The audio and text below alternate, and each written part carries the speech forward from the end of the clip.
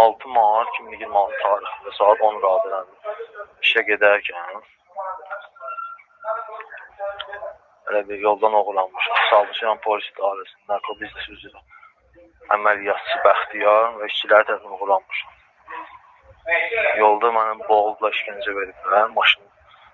Sonradan 14-cü polis bölməsində də rəisi Süleyman narkotik götürüb, mənə götürməmişəm. Orada da döyülüb işgəncə verilmişəm.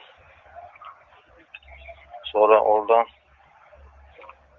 Sabunçu rayon polis idarəsinə aparıblar. Vəqət saxlanma yerinə.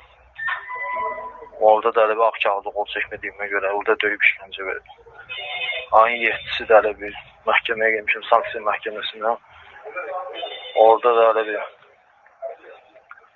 vəkilini tələb edilmişəm. Vəkilinin gəlmədiyinə görə, şərait yaratmadıqlarına görə arxamı məhkəməyə çevirib etiraz bildirmişəm. Məhkəmə qurtarandan sonra sanitar qovşağında aparıb qapını arxadan bağlı mənə döyüb işgəncə veriblər. Hətta o yerə ki, başımı unitasın içine salmağı cəhd ediblər. Ta o yerə qədər ki, dedim işıqlandıracağım, ondan sonra əl çəkdilər. Xahiş edirəm, onu işıqlandırın. Blogerlərdən xahiş edirəm ki, işıqlandırın.